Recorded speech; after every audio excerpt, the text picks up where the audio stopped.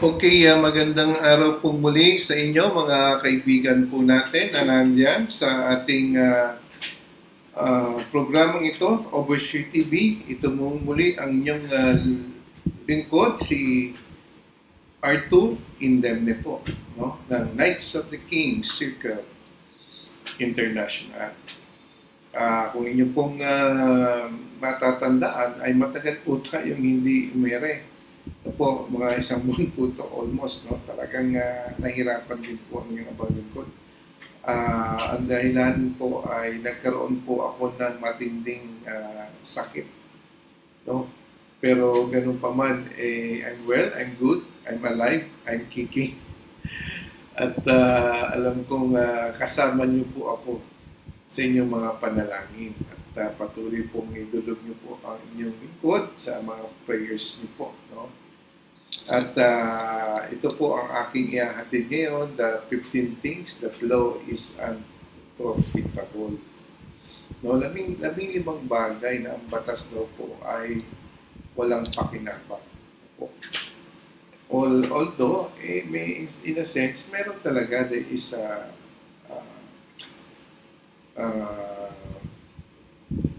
pakinabang or meron pong tinatawag na profit also, no, from the law. But ito pong sinasabi po natin is 15 things that the law is unprofitable, no? Pag-uusapan po natin ito, siguro gawin po natin ito 2 hanggang 3 series dahil medyo matindi ang talaktakan dito. Kung gusto nyo, pwede natin repasuhin ito ng isahan. Depende po ito sa leading ng banal na espiritu ng ating Panginoon. At tayo po ay sumandaling dumulog at tayo po ay manalangin.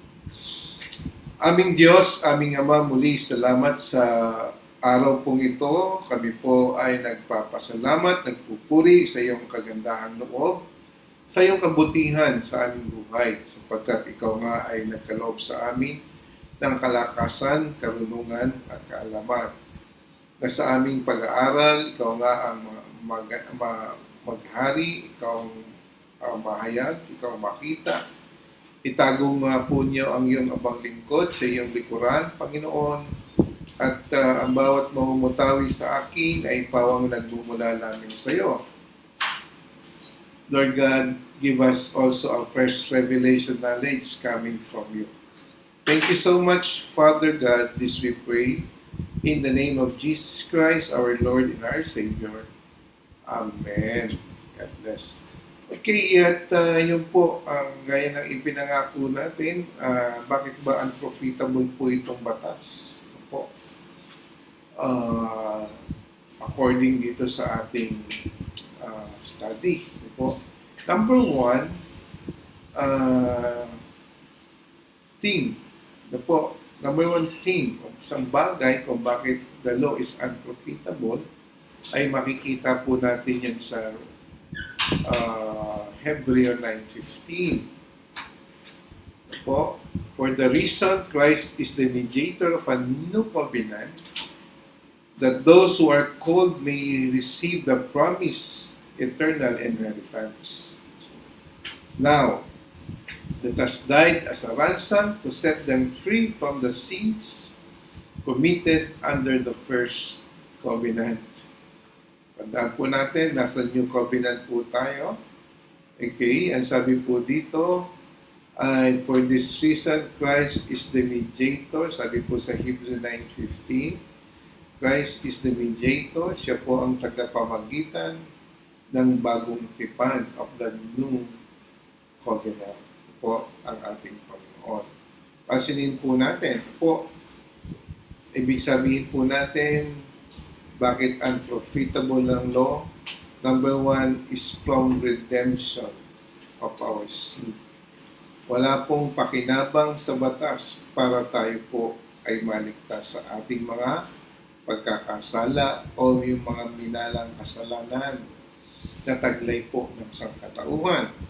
Nasumpa nadala ng ating pagsuway sa ating mga ninuno sa ating Diyos po doon po sa Book of Genesis po Kaya nga po, ito pong sabi nga po sa Hebreo 9:15, for this reason, Christ is the mediator of a new covenant, that those who are called may receive the promise eternal inheritance. Na po, na ang sino mang tinawag ay sabi nga itatanggap ng eternal inheritance, yung pong ikaw ay makakarating doon po sa magpasawalang hanggan sa piling po ng ating Diyos. Na po, yun po yung promise sa mga tinawag.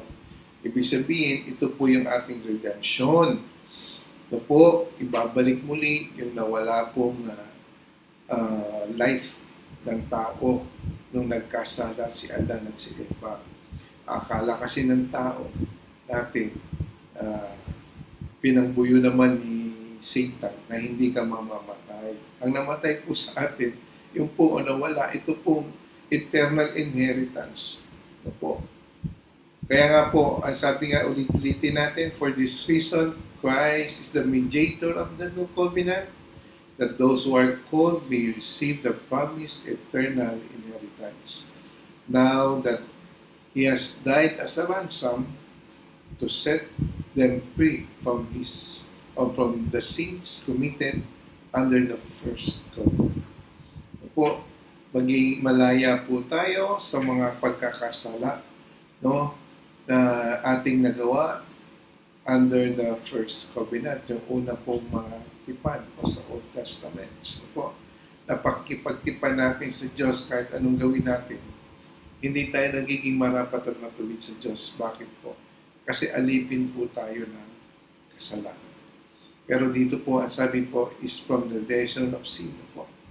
Na tayo po ay pinalaya, na tayo po ay tinubos sa pagkakasala sa pamamagitan ng ating Panginoong Jesus, who's the mediator of this new covenant po. Ibig sabihin po, wala pong pakinabang talaga doon po sa number 1, the redemption from sin, ang batas. Ito po. Okay? Hindi naman daw po ina-abolish ng Panginoon ng batas. Napalito po siya para ipatupad, para to-update, para ganapin ang batas. Po. Ibig sabihin, hindi sa batas kasi ay walang kapangyarihan po na ang tao po ay supiling sa kanyang conscience, sa pamamagitan ng conscience, sa pamamagitan ng pagsunod, dahil nga po wala talaga makasunod, hindi ma-perfect po. Kaya nga po, ang batas po ay isa lamang salamin po. Ang batas ay isa lamang salamin kung saan alam nating mga bagay na hindi dapat at mga pinagbabawal ng Diyos, ngunit hindi ito makatutulong para tayo po ay maging matuwid. Kaya nga po sa Romans 3, all have sinned. Po, in verse 10, and fall short from the glory of God. Walang sino man po ang nakaabot sa kaluwalhatian ng Diyos. Wala kahit isa. Yan po ang maliwanag. Yan po ibig po natin sabihin. Po, pag mananalamin ka, sabi nga ng isang kaibigan natin, na huwag mong sisisihin ang salamin kapag nakita mong pangit ka dahil walang kasalanan yung salamin. Po, dahil yan ang itsura mo. Ibig sabihin, sa magitan ng salamin, nakikita natin yung kamalian. Po.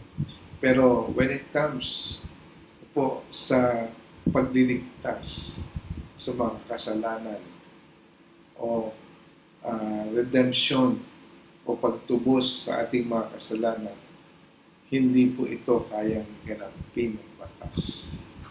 Yan po ang maliwanag po yan. Baka sinasabi nyo, binabaliwala natin. Sabi nga natin uli, sabi ni Jesus, Naparito siya hindi para i-abolish ang batas, kundi para po masunod ang batas. Bakit po? Kasi nga po, ang Panginoong Hesus, yung kapangyarihan po ng kamatayan, pagkabuhay ng Panginoong Hesus, ay ibinaba ng Diyos ang kanyang banal na Espiritu sa atin na kanya rin ipinangako. Po, at ang ating Panginoon, sabi, isusubo ko sa inyo ang mga alin po, which is the Holy Spirit, na magtuturo sa atin ng lahat ng katotohanan. Po, yung po sa tulong at sa kapangyarihan po ng banal na Espiritu, tayo po ay sinasamahan ng Diyos upang makasunod sa kalooban ng Diyos. Po, hindi po nangangahulugan mga kapatid na binabaliwala nga po natin. Sinasabi lamang po natin dito, ang ating pong ipinapaliwalag sa inyo ay hindi po tayong kayang iligtas ng batas lamang. Ito po ay panuntunan natin para lamang po makapamuhay din tayo sa katwiran ng Diyos. Pero ang kapangyarihan po ng pagliligtas ng ating Panginoon o ng Diyos sa ating mga kasalanan ay sa pamamagitan lamang ng ating Panginoong Yesus. Hindi po tayo naligtas dahil sa ating mabubuting gawa. In Ephesians chapter 2, verse 8 and 9, kundi naligtas po tayo sa sa habag, sa grasya, hindi po sa ating mga gawa. Po, ibig sabihin, ang may kapangyarihan po sa atin ay from the redemption of our sins ay ang ating pananampalataya. Po, naging matuwid po tayo, ang sabi po ng 2 Corinthians 5:21, at 21, God made him who had no sin to be sin for us, so that in him we might become the righteousness of God. Diba, no? Yung redemptions from our sin, ay sa pamamagitan po ng ating Panginoong Hesus lamang.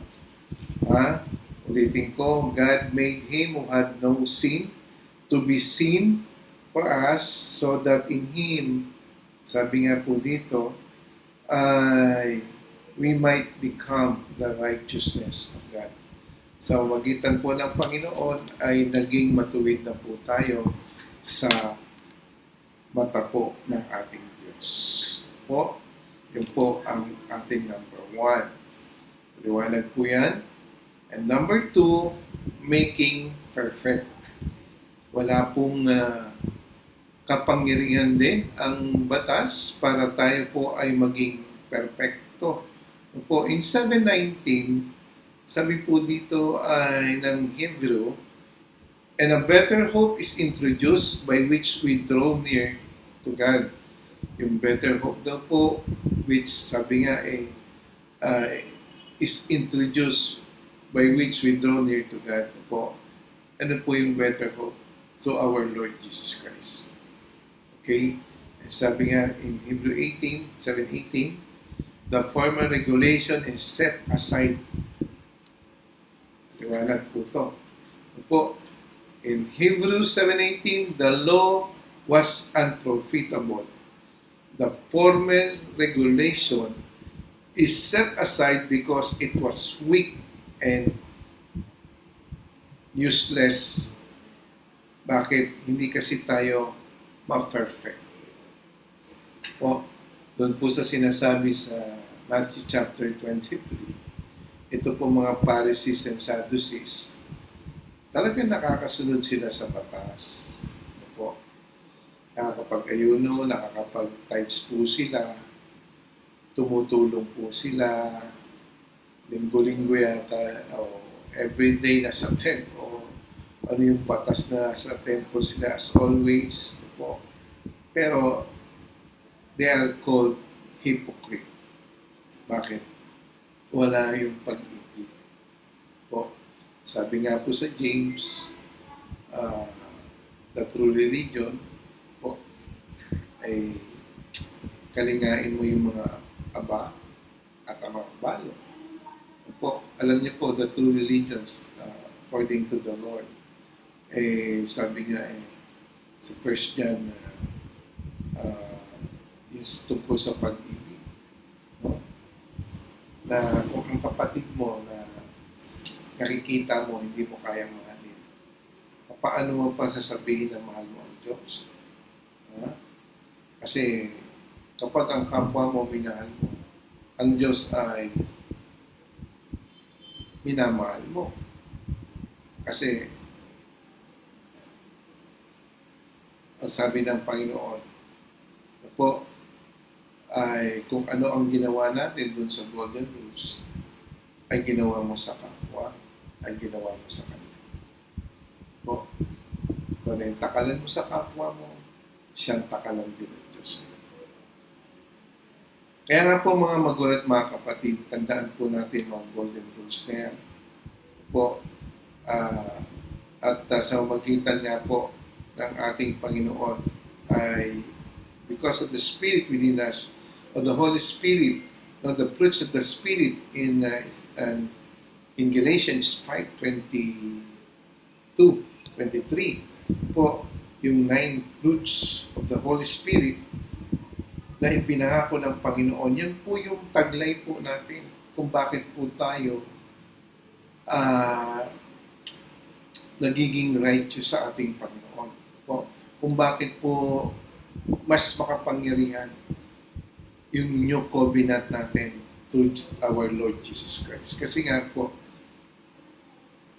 ang banal na presensya, ang banal na espiritu, siya po yung katuwang natin na tumutulong po sa atin para makapamuhay ayon sa kalooban at katwiran ng Diyos. Po, kaya nga po may contrast po talaga yung grace and law. Opo. Ang grace kasi, dapat talaga hindi natin ina-abuse din yan. No? Kasi pag in-abuse natin ng grace, brethren, ay para din daw tayo na walang iniwan o pagkakaiba po sa mga Pariseo at mga Skriba. Kasi ito po mga Pariseo at mga Skriba ay walang tunay na pagmamahal po o wala po yung golden rules sa kanila. Hindi nila ipinapractice. Hindi nila ito ipinamumuhay. Po, like sa atin, for example, if you has the Holy Spirit, po, gaya ng ating pinag-aaral, mga nakaraan po nating pag-aaral dito po sa Overseer TV, if you recall, way back, nandiyan po yung 9 fruits, 9 Greek words or fruits of the Holy Spirit. Balikan niya po yan na kailangan pong taglayin po natin bilang mga tunay na sumasampalataya, tunay na mga anak po ng Diyos. Po. Then also, brethren, ay number 3, no? Giving eternal inheritance. Po. Number 1, redemption from sin. Number 2, making perfect. And number 3, giving eternal inheritance. In Romans chapter 4, verse 13, it was not true that the law, that Abraham and his offspring received the promise that we would be heir of the world, but through the righteousness that comes by faith. Po, ang katotohanan daw po doon sa heir po, o pagiging lahi po tayo ni Abraham, ay hindi daw po ito sa pamamagitan ng batas, kundi ito daw po ay sa pangako at tayo po'y magiging righteous po, matuwid. Ika nga, no? sa pamamagitan ng ating pananampalataya. Ay kaya pala, ay siya, kaya pala itong si Abraham ay tinawag na father of all faith. Amen. Ibig sabihin, ama ng pananampalataya, hindi nga naman pala yung batas. Napakalalim kasi po pala nung sinabi ng Diyos. Si Father Abraham pala ay ating ama. Sabi nga ng pananampalataya. Yun pong giving eternal inheritance. Yung eternal inheritance, hindi po yung batas, kundi ito po yung spiritual. Faith po ito, pananalig po, pananampalataya. Kaya nga po, sabi sa John 1:1, He was with God, the Lord Jesus, and He became flesh. Because the Word, sabi nga, the Word was with God, the Word was God. Pumarito siya sa kanyang bayan, John 1:11, ngunit hindi siya tinanggap ng kanyang kababayan. Ngunit ang lahat naman ang sasatanggap sa kanya ay binigyan niya ng karapatang maging anak ng Diyos. Yung mga tumanggap, yung mga nanalig, at namuhay sa katwiran ng Diyos. Kailangan po talaga yun. Na mamuhay ka sa katwiran ng Diyos, mamuhay ka sa pananampalataya sa Kanya. Paano natin sasabihin na may pananampalataya na tayo kung masahol pa tayo sa mga hindi mananampalataya? Kaya nga, di ba, ang liwanag naman ang sinasabi ng 2 Corinthians 5:17, if anyone be in Christ, he is a new creation, that all things has gone and the new has come. Ayan. Pasilin po natin in the word, if anyone be in Christ. He is a new creation.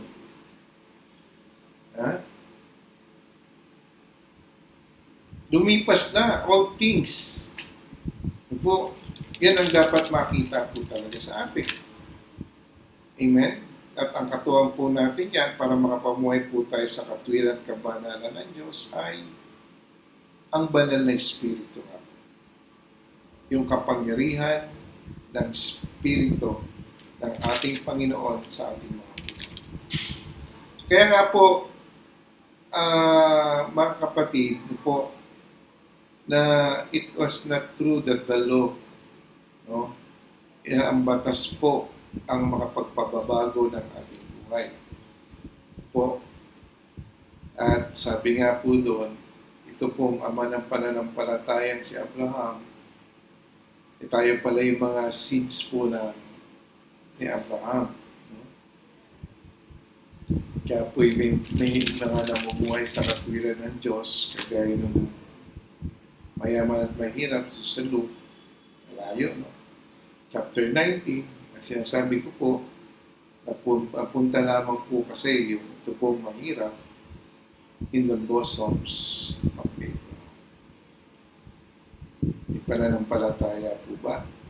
Meron, kasi namumuhay siya sa kalooban ng Diyos.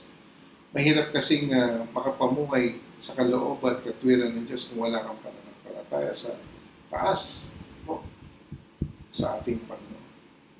Balikan po natin John 1:12 po. Nang sino mang sumampalataya ay may buhay na walang hanggan. Para hindi na po magkaroon ng mas maraming diskusyon ang batas at ang grace po. Pag sinabi po kasing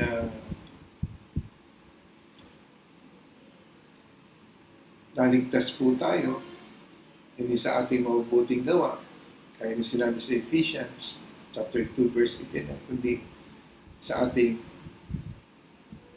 Panginoon, kundi sa habag at grasya lamang ng Panginoon. Tama. Parang tayo, hindi naman tayo makapamumuhay ayon sa kalooban ng Diyos kung wala yung grasya ng ating Panginoon. Sabi naman ng iba, Therefore now, there is no condemnation dun sa Romans 8:1 to those who are in Christ.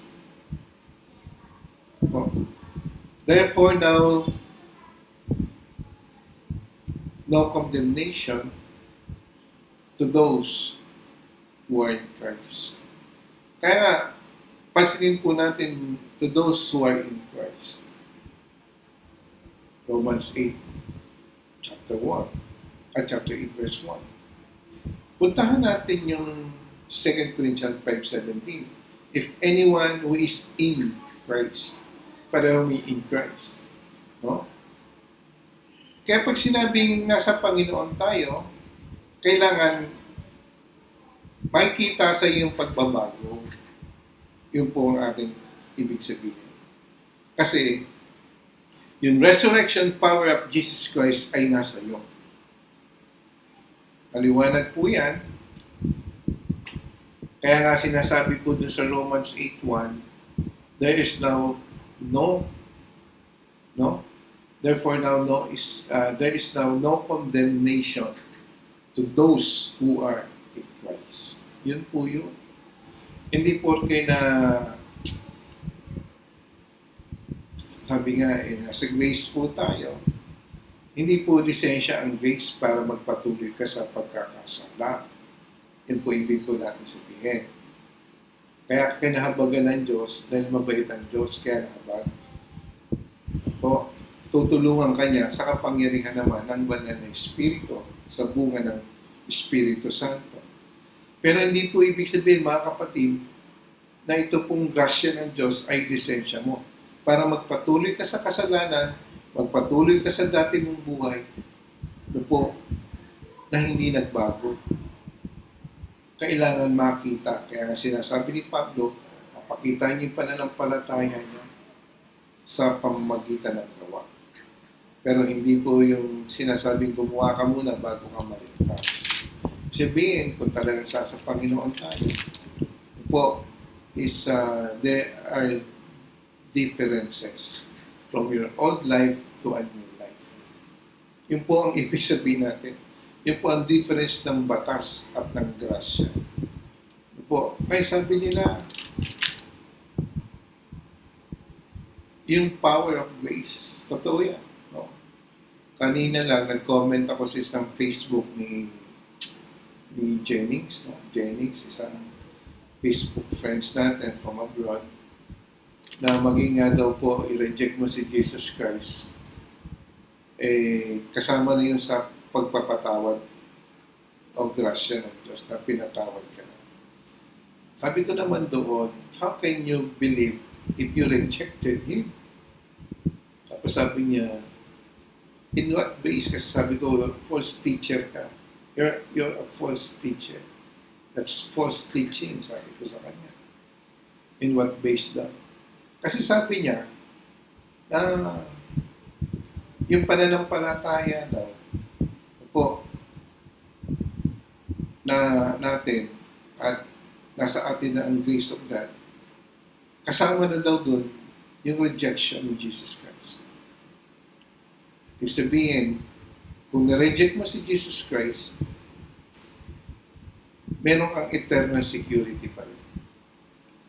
Kaya gusto kong baguhin yung terminology niya. Baka ibig niya sabihin noon, old life, hindi mo kinilala si Jesus Christ. Baka yun. Pero yung i-reject mo mismo si Jesus Christ, kasama na rin sa pagpapatawad ng Panginoon because of His grace. Kasi minsan na-abuse natin yung grace. Ito po, nagagamit natin kahit nagpapatuloy ka sa kasalanan, basta grace ang teaching mo, ligtas ka na. Hindi po ganun. Kaya may sinabi sa Revelation chapter 2 verse 10, to those who overcome, sa mga mananagumpay o nagtagumpay. Sabi rin ni Pablo, supilin mo, running the race, tumakbo ka. Kailangan supilin mo pa rin ang sarili mo. Baka naman sabi nga niya, pagdating ng araw, Bagamat marami siyang na-share ng gospel, baka sa bandang muli siya naman ang maiwan po o hindi maligtas. Kasi po, actually, ang pananampalataya po natin ay sa ating Panginoon Hesus. Ito na po talaga yung paraan para makasunod na po tayo sa Diyos. Pero hindi ka pa sumunod. Pero hindi mo pa pinag-igit. No, yung kapangyarihan, yung katwiran ng Diyos sa buhay po natin ay maalam na, malakas na dahil nga this one's instance na po. If you remember yung life of Saint Peter, si Saint Peter, katuwang na po ni Pedro, katuwang na po ng ating Panginoon sa mga ministry ng Panginoon. Po, patuloy po ang ating Panginoon ay gumagawa ng mga himala kasama po si Pedro. Po, talagang kumbaga sa kanang kamay na ito si Pedro. Po, nasaksihan lahat ni Pedro yung earthly ministry ng ating Panginoon. Pero if you remember, tinanong siya ng Panginoong Hesus. Po, sabi sa kanya, "Do you love me, Peter?" How many times? 3 times po. Pero pagdating po dun sa nililitis na si Jesus Christ dun sa synagogue, ay 3 beses rin niya itinatwa naman ang ating Panginoon. Pero nabasa na siya ng Panginoon. Sabi ng Panginoon, itatatwa mo ako ng makaitlo o 3 beses bago tumilaok ang manok. And yung huling pong pagtanggi nga ni Pedro, nakasama niya si Jesus Christ, dininay niya si Jesus Christ, ay tumilaok nga yung manok at na-recall niya yung sinabi ng ating Panginoon. Bakit po? Kasi po yung carnal traits po natin po ay umiiral pa. Maging si Judas Iscariote na kasama rin ng ating Panginoon. Maging ito si Thomas po, nagduda pa. Amen? Kasi nga po,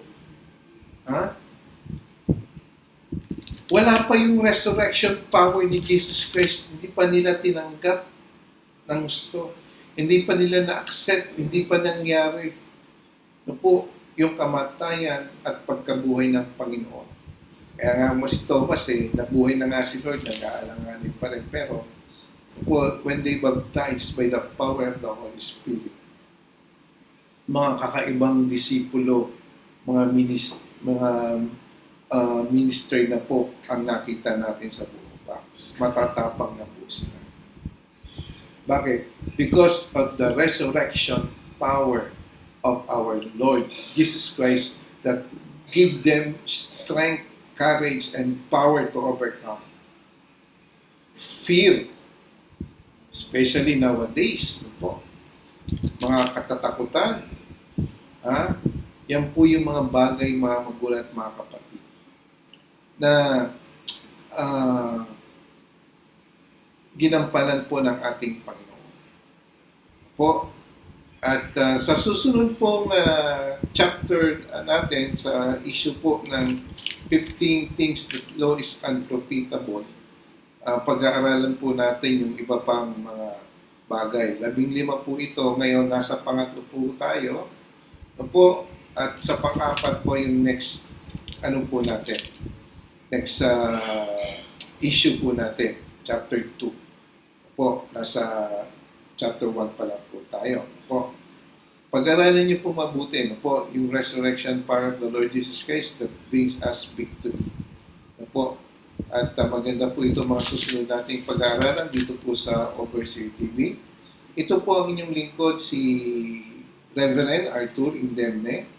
At patuloy po kayong sumubaybay at para masubaybayan nyo po, i-click nyo po ang ating button dyan sa subscribe para hindi nyo po makalimutan o hindi nyo po ma-miss yung ating mga pag-aaralan pa at pag-uusapan sa mga susunod. Po, ang ating pong pag-aaral is about the 15 things law is unprofitable. God bless you all at shalom. Po, salamat Panginoon sa araw pong ito, muli sa pagbabalik ng iyong abang lingkod, sa YouTube. Naway marami pa kaming maabot. At ang katotohanan mo ang mahayag na magbigay sa amin ng karunungan at kalakasan espiritual. Sa iyo po ang papuri, karangalan, kalawalatian at kadakilaan sa tanging pangalan mo, Jesus, sa aming Panginoon at tagapagligtas. Amen.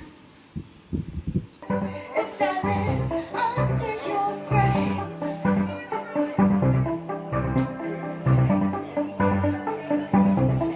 Okay, here we go. Sala ko dati tila Scarletta, ngayon ako'y hinugasan mo na. Noon ang aking landas ay ligaw, ngayon ang buhay ko'y ikaw.